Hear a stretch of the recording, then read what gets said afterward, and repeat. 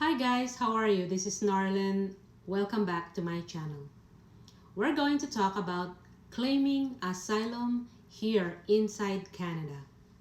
Claiming asylum, what it needs and on what grounds you need to be able to seek asylum, because not everybody whose life is in danger can seek asylum in Canada. Make sure that your case fits within a certain criteria. I am a regulated Canadian immigration consultant and I'm based here in Ontario and remotely all over Canada and the whole wide world. I would recommend that if you need legal help, legal advice, second opinion, anything regarding Canadian immigration, please book a consultation. It's going to be worthwhile for you. Unfortunately, I am not able to see people without consultations because I have to prioritize my time to my retained clients. Anyway, grounds of persecution. If you are here as a visitor and you realize that your spouse, your family member is persecuting you, abusing you, or even your life is in danger, you know why your life is in danger. It is not up to me, it's up to you to tell me why and how your life is in danger or why you are being abused, and then we can look at it and see whether that danger or that persecution that you're getting fits within the convention refugees in Canada. Okay, but before that, let me discuss some of the interesting things that I come across in my line of duty. As I said, some people say I am here as a visitor and I just want to stay longer, and someone somewhere said I should seek asylum seeker. People tell me I'm in my country, I don't like my country anymore, and I want to come to Canada and seek asylum again. Some people say, you know what, I am tired, I can't find a job in my home country, I want to come to Canada and seek asylum. So a lot of people say I'm looking for greener pastures. I want to come to Canada and seek asylum. A lot of people say the economy in my country is terrible and I want to come to Canada to seek asylum. Some excuse me, some other tell me I'm in Canada as a student and I can no longer afford my school fees. I want to seek asylum. All those are not grounds for asylum, everyone. Do not be misled. There's a lot, there's a lot of noise out there on what gonna seek asylum, who cannot seek asylum, and there's no clarity. So I'm going to tell you the grounds and some examples just so that you can try and figure out if you do fit in this category. People who can actually seek asylum in Canada. I'm not here to judge anybody. I've said that many times, and again, it's not my place to judge anyone. I'm here to help you, okay?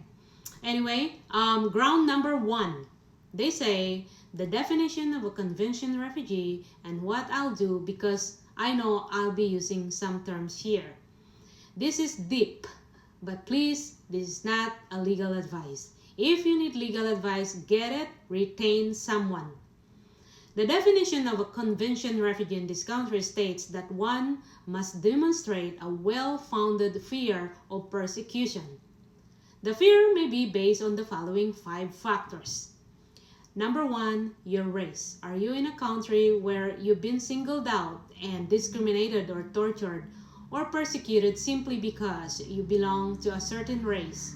And when I say that I mean things like, tribe or ethnic group. So it doesn't necessarily, race is broad, but things like your tribe or your ethnic group, they all fall under the race.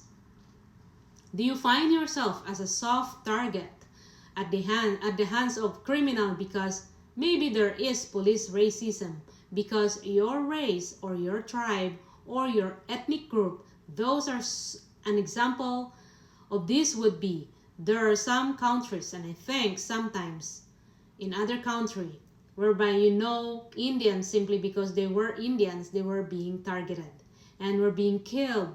Okay, so that is one kind of an example. The second one is nationality.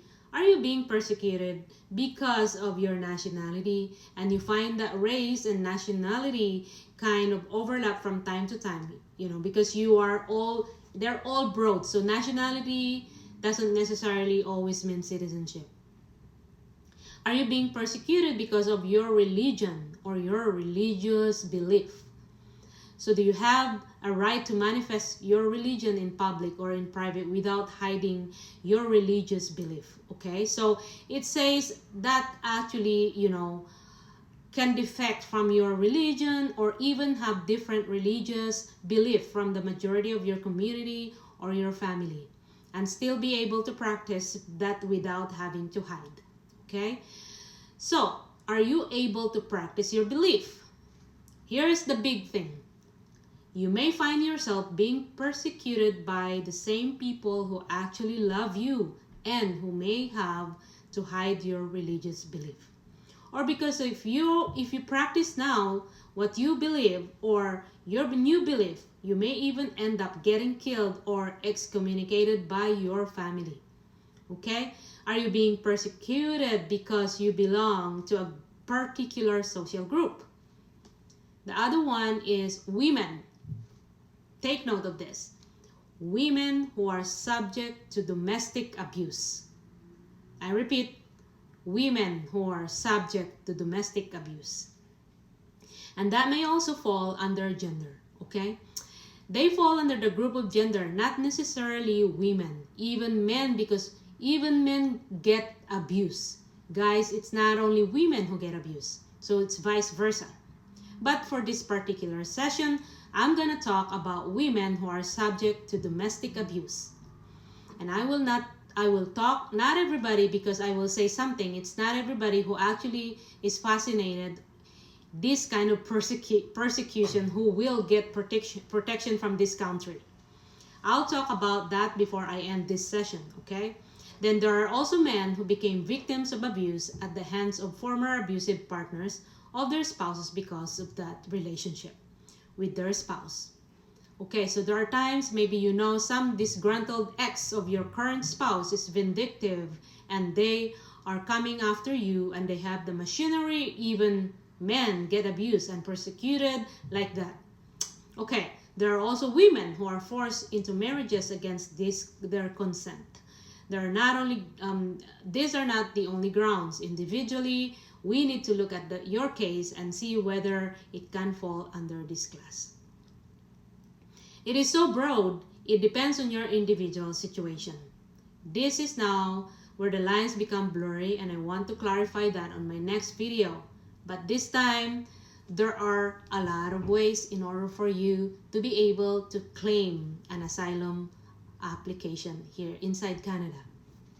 You could be able to get an open work permit and to sow with your children if you have children because you were abused by your domestic partner or by your spouse.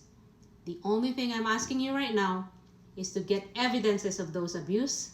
And of course, there are a lot of other requirements, but yes, it is possible to claim asylum when you were abused by your domestic spouse. There's a lot of evidences that we need, and there's a lot of way of doing it. Again, this is Norlin Oligo Sarma, your licensed immigration consultant.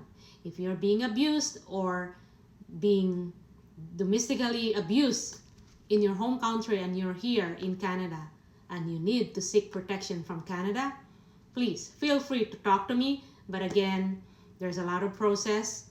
Talk to somebody who's licensed and to somebody who knows what they're doing. God bless everyone, and I hope the best for everyone.